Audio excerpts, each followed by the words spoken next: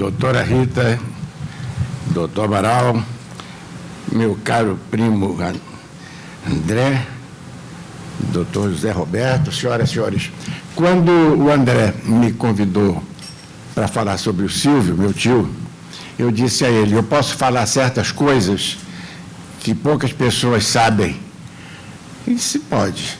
Então eu vou começar dizendo que quando ele casou, ele foi de lua de mel com a sua belíssima Maria José, de olhos verdes belíssimos, para um lugar perto de Belém, chamado Iquaraci, de trem.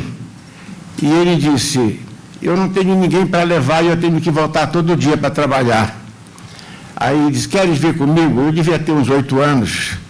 Eu não vou falar muito em anos, senão é complicado. E aí eu disse para ele, vou. Então eu fui em lua de mel, com o Silvio e a Maria José. E eu ficava o dia inteiro com a Maria José, quando ele vinha trabalhar. Então, por aí vocês veem que a minha ligação com ele teve cenas, momentos... O verbal está sendo gravado. Tem cenas interessantíssimas, algumas bem fortes. O André me deu licença para falar de todas elas, então eu vou falar. Claro que eu gostaria de relembrar o que meu querido Francisco Amaral já falou dos livros do Silvio, mas eu queria lembrar assim, de um outro modo. Primeiro, aquele aspecto romanista dele, que foi a sua base fundamental, a lei das 12 tábuas, os estudos goetheanos,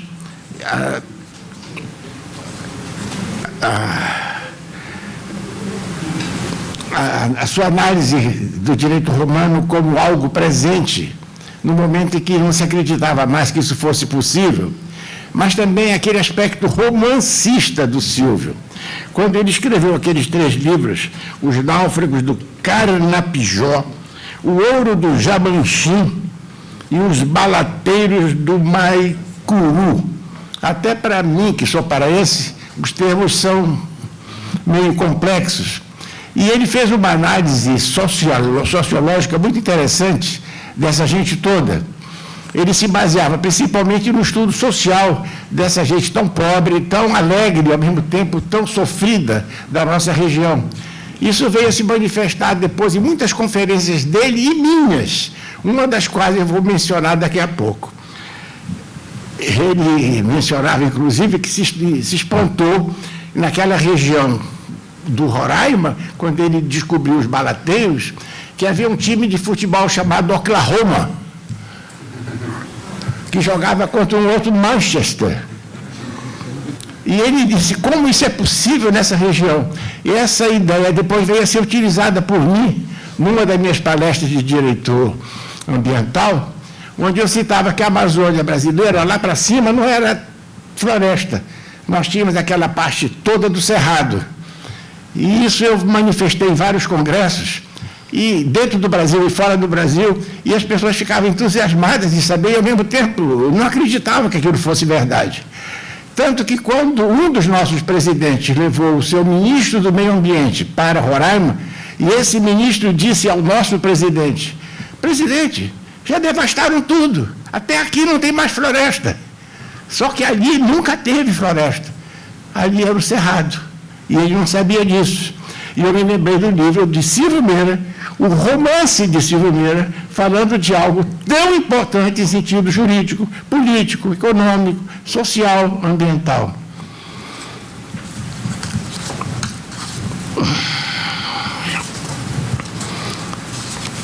O germanista, como ele é mais conhecido, e eu gostaria aqui de citar apenas umas palavras de Raquel de Queiroz, com quem eu estive pessoalmente na Escola Superior de Guerra, quando eu fiz. E aí também o Silvio entra, e também entra aqui o meu amigo Amaral, e já vou explicar por quê. Diz ela, nessa ocasião, sobre toda a parte germânica de Silvio, que ele era um poeta, ele era um cultor do germanismo, tanto em termos de cátedra, de ciência, de linguística, de poesia, de romance. E ele era muito detalhista, afirmava Raquel. E esse aspecto detalhista eu fui observando em várias obras dele. Por exemplo, ao estudar Clóvis Bevilacqua, ele analisa aspectos internos, a elaboração do Código Civil, mas ele analisa de modo muito dramático as questões internacionais, que são as que me interessam mais, já que eu sou professor de Direito Internacional, mostrando o Ministério das Relações Exteriores, inclusive criticando o nosso em vários pontos, e a Corte Permanente de Justiça Internacional, do tempo da Liga das Nações, anterior à ONU, que depois foi transformada na Corte Internacional de Justiça.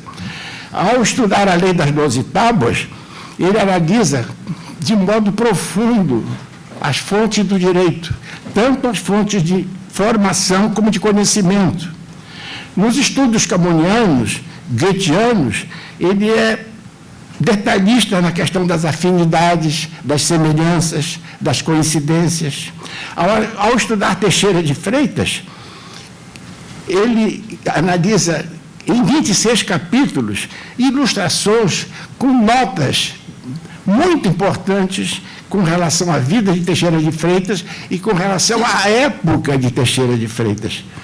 E o mesmo ele fez com o nosso avô, Augusto Meira, no centenário do meu avô, quando ele analisou o Brasilês, que é o nosso Lusíadas, que muitos brasileiros desconhecem e não sabem nem da existência.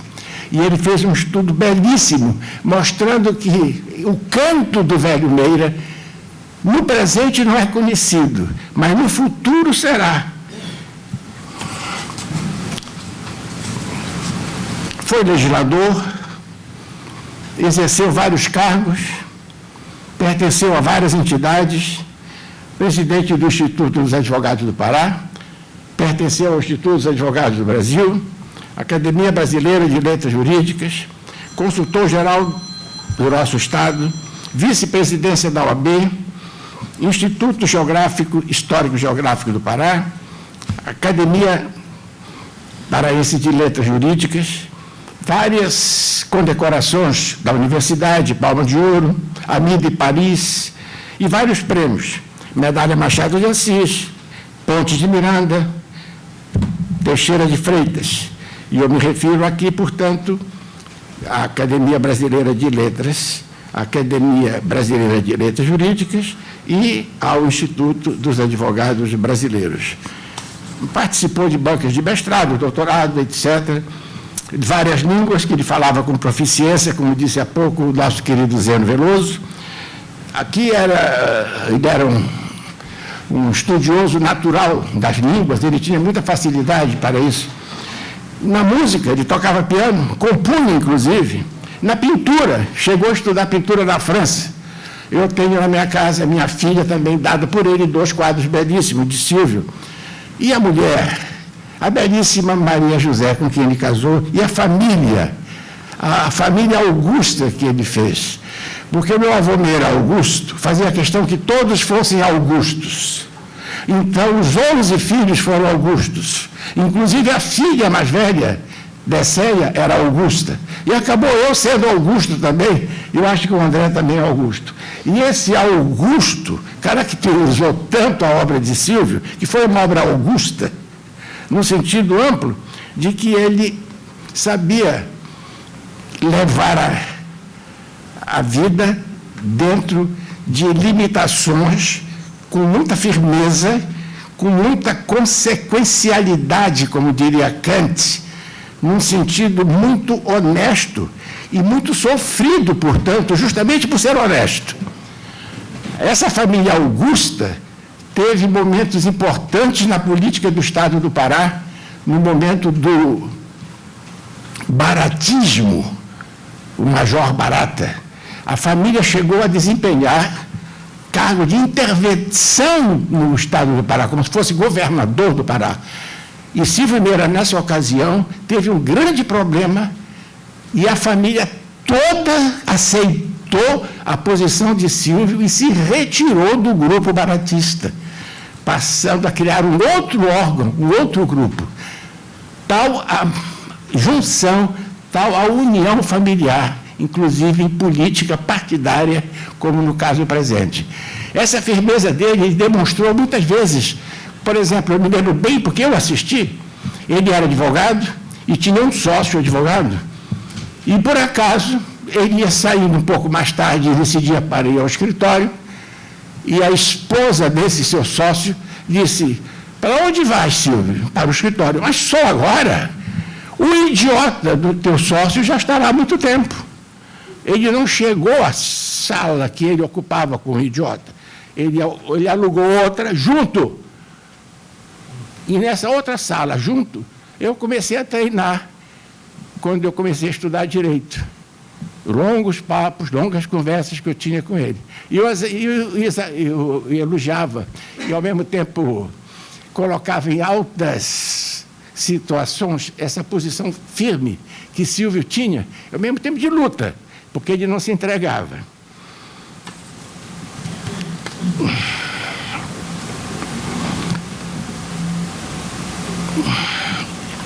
Há um detalhe também que aproximou muito Silvio.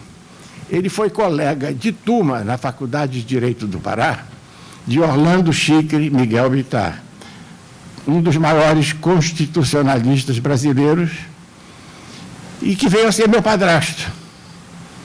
E ele estudava na Casa Grande. Essa Casa Grande hoje não existe mais. Eu nasci lá, hoje é um prédio Augusto Meira, e o Aloysio Meira, o filho mais velho de Silvio, mora lá. E nessa ocasião, o Orlando ia estudar todas as noites na Casa Grande com o Silvio. E minha mãe viúva, eu pequeno, minha mãe latinista, o Orlando Bittar também. E daí surgiu uma grande amizade, graças ao Silvio, e minha mãe casou com o Orlando Bittar. Não tiveram filhos, eu fui criado como filho de Orlando Bittar, que Afonso Arinos me disse, através de Silvio, na Fundação Getúlio Vargas, numa palestra, quando o Silvio me apresentou a Afonso Arinos: você é filho do maior constitucionalista brasileiro.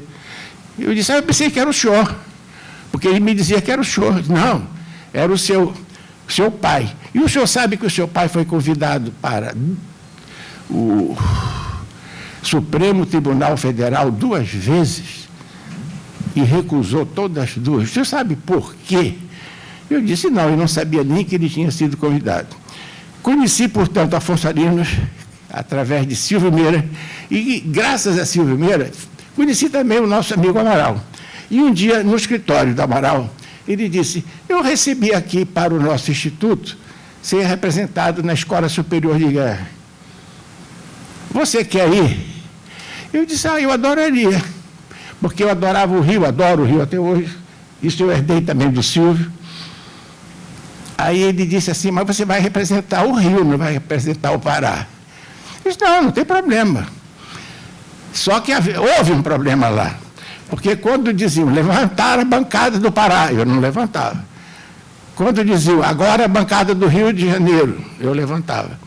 Mas viram que eu não era carioca. Aí eu passei a ser paraoca. E tal o carinho com que eles me receberam, que eu passei, pouco a pouco, a ser o paraense carioca lá dentro. Porque eu entendia muito de Amazônia. Mas como é que você conhece tanto de Amazônia?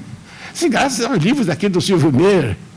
E foi muito interessante que um dia o Silvio me telefonou e disse, e lá em Belém: olha, tu vai receber a visita do general Meira Matos, porque ele soube que você é Meira Matos, e ele diz que não é seu parente, ele quer saber por que você é Meira Matos.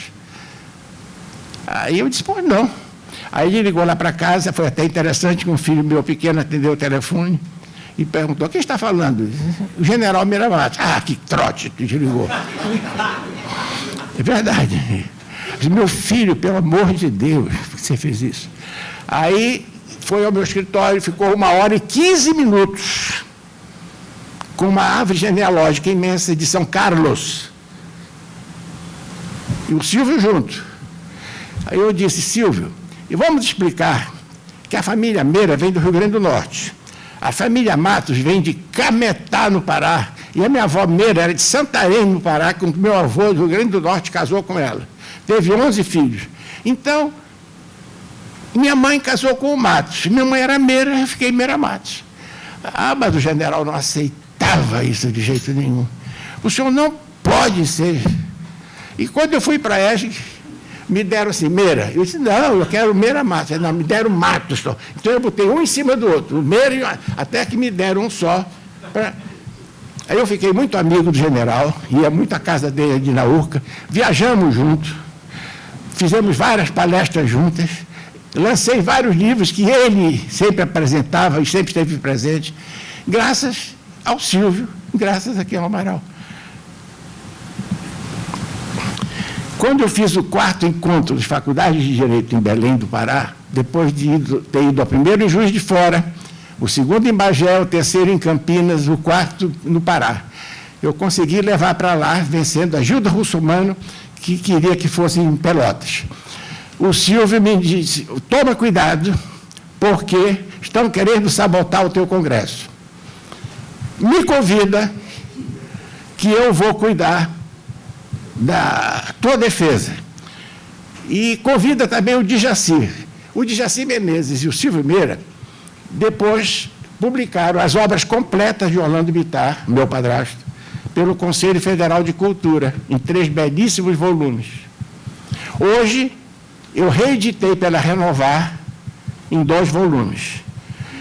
Então, o Silvio compareceu, junto com o mestre Haroldo Valadão, meu padrinho, que prefaciou meu primeiro livro, apresentado também pelo Silvio Meira na minha casa. O que aconteceu? Eles chegaram no primeiro dia, este congresso foi organizado pelo professor Meira Matos, e ele é o nosso presidente de honra. Eu nunca me esqueço disso. Silvio, Djaci, mestre Haroldo Valadão. São coisas que eu marco, porque marcam a vida da gente. E principalmente pela força que o Silvio tinha de pensar e agir num sentido positivo e sempre lutando, encarando as dificuldades. Isso eu achei muito importante, isso me serviu muito na minha vida. Eu fui depois para o 4º Congresso da OAB em São Paulo, e me deram uma tese, a defesa da vida humana nas grandes concentrações urbanas. Eu procurei imediatamente o Silvio, e ele disse, esse tema é muito vasto, eu acho que você precisa ter um grande finale nisso aí. Por que você não procura levar isso para o aspecto atual da Revolução Militar e mostrando esse absurdo que é a ausência de habeas corpus, a dificuldade de locomoção, de pensamento, de exposição, nas grandes concentrações urbanas, nas médias concentrações urbanas, nas pequenas concentrações urbanas, rurais ou urbanas. E eu tive uma coragem corajosa. Eu terminei dizendo, eu proponho a revogação do AI-5. Foi um escândalo naquela ocasião, e, por aclamação, minha tese passou. E foi mais um favor que eu devo, entre outras pessoas, a Silvio Meira, a quem sempre eu consultava. Agora, um detalhe interessante que eu prometi ainda agora sobre a Amazônia. Um dia eu estava fazendo uma conferência sobre a Amazônia, sobre o Pacto Amazônico, no SEBRES, Centro Brasileiro de Estudos Estratégicos. Na primeira fila, Silvio Meira. Quando eu acabei de falar, fui muito aplaudido, menos por ele. Aí ele olhou para mim e disse, o conferencista, ele não disse meu sobrinho, não, o conferencista não falou na Perimetral Norte. É uma estrada importantíssima, falou em cooperação e integração. Eu não sei o que ele quis dizer com isso. Afinal de contas, o que é integração? É social? É econômica? Ele não disse. Com a palavra, o professor Meira Matos, meu querido tio, eu não falei na Perimetral Norte, porque o meu tema era o Pacto Amazônico. Eu falei integração porque o Brasil queria, ao criar o pacto, que é o Tratado de Cooperação Amazônica, que ele fosse um órgão de integração político-econômica. E ele acabou sendo econômico-social, de cooperação. E essa linguagem do direito internacional não era, talvez, muito do uso do Silvio, e ele não gostou. E eu achei interessante nessa ocasião, porque, ao mesmo tempo que ele me criticou, eu também o critiquei. Depois, é claro, isso entrou dentro das próprias limitações, das próprias mudanças, como diria Bobbio, né? E eu tinha muita semelhança com ele em certas colocações. Por exemplo, uma vez ele foi convidado para dar um curso na OEA. E aí ele me convidou, mas como aluno. Eu disse, não, eu posso ir como professor. No ano seguinte veio um convite da OEA, professor Beramato, o senhor foi indicado pelo professor Silvio Meira para fazer parte do curso da OEA aqui na Praia do Botafogo, no Rio de Janeiro. Então, o meu relacionamento com ele era muito grande e era muito íntimo. Ele me apresentou, por exemplo, ao pessoal do Jornal do Comércio, e eu tinha uma coluna semanal sobre direito internacional. E nós fizemos, portanto, muita coisa no sentido jurídico. E eu admirava aquela eticidade dele. Ele era muito ético. A lucidez de Silvio. Eu admiro muito Hegel, eu admiro muito Gabriel Marcel, que tratam de eticidade e de lucidez. Ele chegava, às vezes, a ser transcendente, no sentido de colocação de um tema, de lutar por aquele tema, até as últimas consequências, sabendo que podia perder. Como naquele caso da família Meira, em que ele sozinho lutou contra e a família toda aceitou, mas ele teve a coragem de agir. Aquela ação, aquele momento, aquele discernimento, aquela colocação de uma solução que poderia solucionar ou não.